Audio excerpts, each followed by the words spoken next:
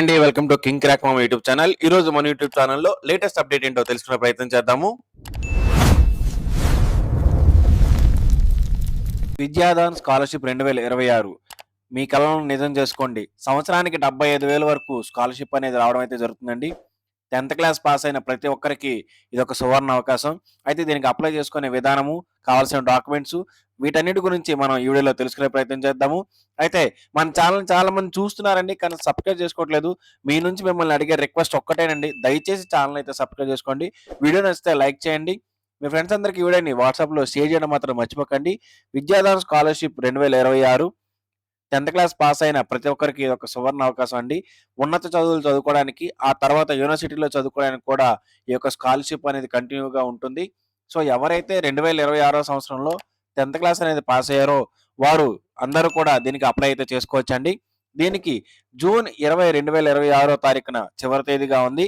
ఈ యొక్క స్కాలర్షిప్ ద్వారా డిగ్రీ కోర్సులకు కాకుండా ఇంజనీరింగ్ కోర్సులకు, మెడికల్ కోర్సులకు కూడా ఈ యొక్క స్కాలర్షిప్ అనేది సపోర్ట్ అయితే ఇవ్వడం అయితే జరుగుతుందండి. అంటే 10th క్లాస్ నుంచి మీరు పై ఉన్నత చదువులు చదువుకునేంత వరకు కూడా ఈ యొక్క స్కాలర్షిప్ అనేది మీకు సపోర్ట్‌గా ఉండడం అయితే జరుగుతుంది. అయితే దీనికి మీ యొక్క ఫ్యామిలీ యాన్యువల్ ఇన్‌కమ్ అనేది 2,00,000 కన్నా లోపల ఉండాలండి. అంతేకాకుండా మీకు 10th క్లాస్‌లో మినిమమ్ 90% లేదా 9 సీజీపీఏ పాయింట్స్ అనేవి వచ్చి ఉండాలి. ఇలా వచ్చిన వారైతే దీనికి అర్హులండి. యాన్యువల్ ఇన్‌కమ్ అంటే సంవత్సర ఆదాయం 2,00,000 కన్నా లోపల ఉండాలి. ఒకవేళ ఎవరైనా దివ్యాంగులు ఉన్నట్టయితే వారికి 75% ఆఫ్ ది మార్కులు వచ్చి ఉంటే సరిపోతుందండి. వారికి మొదటి 2 సంవత్సరాలకి 10,000, 10,000 చొప్పున ఇవ్వడం అయితే చేస్తారు. ఆ తర్వాత వారికి వచ్చిన మార్కులు బేస్ చేసుకొని 75,000 వరకు ఈ యొక్క స్కాలర్షిప్ అనేది ఉంటుందండి. అంటే యూనివర్సిటీలో చదువు కంప్లీట్ అయ్యేంత వరకు కూడా ఈ యొక్క స్కాలర్షిప్ అనేది కంటిన్యూగా ఉంటుంది. అయితే దీనికి మాత్రం ఖచ్చితంగా మీరు మెరిట్ అనేది ఖచ్చితంగా పరిగణలోకి తీసుకోవడం అయితే చేస్తారండి. ఒక స్కాలర్‌షిప్‌కి అప్లై చేసుకోవాలంటే మీ దగ్గర ఉండాల్సిన డాక్యుమెంట్స్ ఏంటంటే 10th క్లాస్ మార్క్ లిస్టు, ఆదాయ ధృవీకరణ పత్రము అంటే ఇన్‌కమ్ సర్టిఫికేట్, మీ యొక్క Aadhaar card xerox, passport size photo, bank details, ఒకవేళ దివ్యాంగులు ఎవరైనా ఉన్నట్టయితే వారి యొక్క సాధారణ సర్టిఫికేట్ ఇవి ఉన్నట్లయితే మీరు యొక్క స్కాలర్‌షిప్‌కి అయితే అప్లై చేసుకోవచ్చు. అప్లై చేసుకోవాలంటే ఒక వెబ్‌సైట్ ఉంటుందండి. నేను ఆ వెబ్‌సైట్ యొక్క లింక్ నేను కింద డిస్క్రిప్షన్‌లో కూడా ఇస్తాను.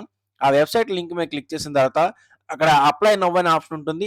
ఆ అప్లై నౌ అనే ఆప్షన్ మీద క్లిక్ చేసి మీరు మీ యొక్క పేరు, మీ యొక్క రిజిస్టర్డ్ ఈమెయిల్ ఐడీ, మీ యొక్క ఫోన్ నెంబర్ ఇవ్వాల్సి ఉంటుంది.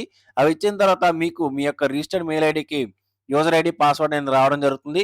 ఆ యొక్క యూజర్ ఐడీ, పాస్వర్డ్ యూజ్ చేసుకొని మీరు లాగిన్ అవ్వాల్సి ఉంటుంది. లాగిన్ అయిన తర్వాత అక్కడ బేసిక్ డీటెయిల్స్ అడుగుతుందండి. ఆ యొక్క బేసిక్ డీటెయిల్స్ అన్ని ఫిల్ చేసి అక్కడ అడిగిన డాక్యుమెంట్స్ ఏవైతే ఉన్నాయో ఆ డాక్యుమెంట్స్ అన్ని అప్లోడ్ చేసి ఫైనల్‌గా సబ్మిట్ అనేది చేయాలి. సబ్మిట్ అనేది చేసిన వారికి సెలక్షన్ ప్రాసెస్ ఉంటుందండి. సెలక్షన్ ప్రాసెస్ చాలా ట్రాన్స్‌పరెన్సీగా, పారదర్శకంగా ఉంటుందండి. మెరిట్ బేస్ మీదే సెలక్షన్ అనేది ఉంటుంది. ఇక్కడ ముఖ్యంగా విద్యార్థి యొక్క ఆర్థిక స్థితిగతులు మరియు మెరిట్ అనేది బేస్ చేసుకొనే వారిని సెలెక్ట్ అయితే చేయడం అయితే చేస్తారండి.